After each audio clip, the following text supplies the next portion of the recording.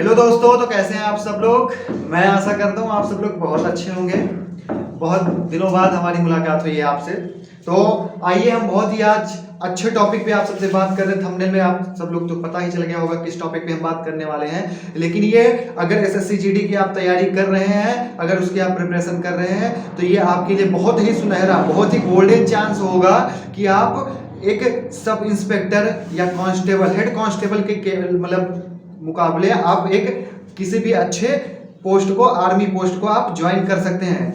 जिसमें भी अगर आप सब, बहुत लोग ऐसे होते हैं जिनको एडवेंचर बिल्कुल भी पसंद नहीं होता है, लेकिन वो आर्मी में जाने का शौक रखते हैं, लेकिन वो ये जो मारपीट होता है इन सबसे बहुत ही डरते हैं। लेकिन अगर वो आर्मी की जॉब करना चाहते हैं तो उनके लिए बहुत ही अच्छी ये वैकेंसी है, क्योंकि आपको सुबह जॉब पे जाना है और शाम को सबकी तरह जैसे प्राइवेट जॉब की छुट्टी होती है उसी तरीके से आपकी भी छुट्टी हो जाएगी। आप भी अपने बच्चों के साथ में, अपने परिवार के साथ में आप वहाँ पे रह सकते हैं। बहुत ही अच्छी पोस्ट है।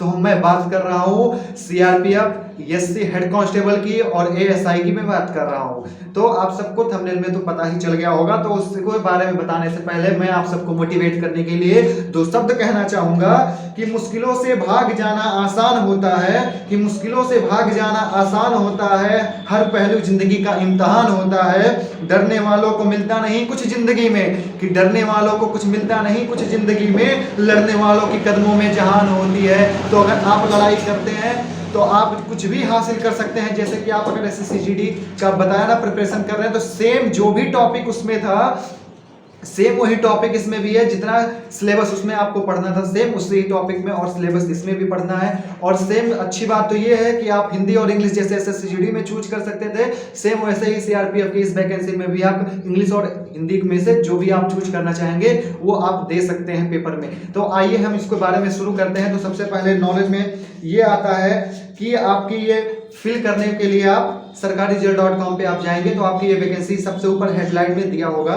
तो आप अगर हम बात करते हैं एससी और एसटी कास्ट के लिए, तो इनके लिए फ्री है, कोई भी चार्ज नहीं लगेगा, ये फॉर्म अपना अप्लाई कर सकते हैं। और बात करें अगर ओबीसी और जनरल की और ईडब्ल्यूएस की, तो उनके लिए भी आप 100 रुपए का लगेगा। बाकी और अगर एससी और एसटी कास्ट के हैं तो आप फ्री फॉर्म को फिल कर सकते हैं, कोई दिक्कत नहीं, एक भी पैसा आपका लगने वाला नहीं है।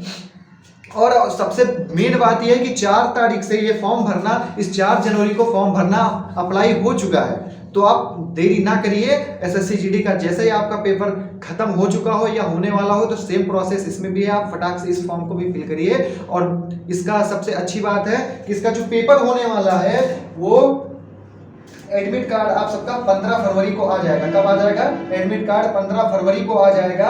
और इसी फ्लो में, जिस फ्लो में आप एसएससी जीडी की तैयारी कर रहे हैं, पेपर और एग्जाम उसको दे रहे हैं, मैं आशा करता हूँ बहुत ही अच्छा सबका एग्जाम जा रहा होगा। तो आप क्या कर सकते हैं, आपका पेपर 22 तारीख से लेके 28 फरवरी के बीच में आपका ये भी पेपर हो जाएगा। तो इसी फ्लो में आप अपने पढ़ाई को रोकिए नहीं, पढ़ाई को आप जारी रखिए। आप कभी भी ये मत सोचिए कम आप किसी से। और सबसे अच्छी बात है कि आपका सिलेबस मैच खा रहा है, तो आप इसकी भी दे सकते हैं। तो आप समझ लीजिए आपका एज इसमें कितना है। तो एज की बात कर लेते हैं। तो एज हमारा इसमें 18 से 25 है। कितना है? 18 से 25 साल के अगर आप हैं तो आप इस फॉर्म को फिल कर सकते हैं, ठीक है। और आपका एग्जाम डेट क्या है? तो 22 से 28 फरवरी है। 15 तारीख को आपका क्या एडमिट कार्ड आ जाएगा। और हाँ, सबसे बड़ी बात यह कि 4 जनवरी से फॉर्म भरना शुरू हो चुका है। 25 जनवरी तक ही ये फॉर्म अप्लाई होगा, इसके बाद नहीं। तो आज और ना कल देखते हुए इस वीडियो को देखने के तुरंत बाद जाके आप इस फॉर्म को अप्लाई कर लीजिए, ठीक है।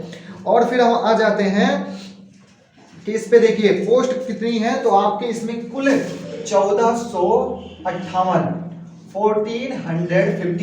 पोस्ट है इसमें, जिसमें से 1315 सीआरपीएफ हेड कांस्टेबल की है, ठीक है। सीआरपीएफ हेड कांस्टेबल की है। और फिर उसके बाद में एएसआई, जो भी एएसआई यानी असिस्टेंट सब इंस्पेक्टर बनना चाहते हैं स्टेनो में, उनके लिए 143 क्या 143 143 पोस्ट है उन सब के लिए। बहुत ही अच्छी पोस्ट है, बहुत ही अच्छी जॉब है। तो आप इसको जरूर फिल कीजिए और आगे इसको पेपर दीजिए, ठीक है। तो और इसमें हाइट की बात कर लें तो हाइट इसमें कितना मांगा है? तो 165 सेंटीमीटर हाइट इसमें मांगा है। अदर जितने भी जनरल हो गए और फिर ओबीसी हो गए उनके सबके लिए 165। और चेस्ट की बात की जाए तो 77 से 82, जैसे हर में होता है, जैसे पुलिस हो गया या फिर आपका आर्मी हो गया, सेम वही प्रोसेस इसमें भी है। और एसटी के लिए छूट दी जाती है 165 ना, इसमें 162.5 सेंटीमीटर की आपकी हाइट मांगी जाएगी और 76.81 सेंटीमीटर का आपका चेस्ट एसटी वालों के लिए छूट है, ठीक है। और अदर कैटेगरी फीमेल की अगर बात करते हैं तो 100 फीमेल वालों के लिए जो भी है ओबीसी और जनरल के लिए 155 सेंटीमीटर हाइट होनी चाहिए और एसटी के लिए क्या है 150 सेंटीमीटर की हाइट होनी चाहिए। और फीमेल का चेस्ट का कोई माप नहीं होता है, उनके वेट के लिए होता है। तो आप कम से कम एक अनुभव बता रहे हैं कि आप 40 केजी से कम नहीं होने चाहिए, फीमेल की बात मैं कर रहा हूँ। और एससी वालों के लिए भी 155 सेंटीमीटर फीमेल के लिए है हाइट और 165 सेंटीमीटर मेल के लिए है। तो ये आप सबकी जानकारी इतनी हो गई। और हम इसमें बात कर लेते हैं कि आपकी मतलब क्या क्या चीज इसमें है, कितने कितने नंबर का क्या क्या पूछा जाता है, ठीक है। तो आप सब रीजनिंग की बात कर लेते हैं। तो रीजनिंग इसमें कितना पूछा जाता है, तो रीजनिंग की इसमें 25 क्वेश्चन आते हैं, 25 नंबर के होते हैं, ठीक है। ये क्वेश्चन हो गया, ये मार्क हो गया, तो ये 25 क्वेश्चन 25 नंबर का। इंग्लिश या हिंदी आप दोनों में से कोई चूज कर सकते हैं। 25 क्वेश्चन और 25 नंबर के ये भी आएंगे। फिर उसके बाद में आपका मैथ आएगा, जो एसएससी जीडी में आता है सेम वैसे ही आपका आएगा, ये भी 25 क्वेश्चन रहेगा, 25 मार्क का रहेगा।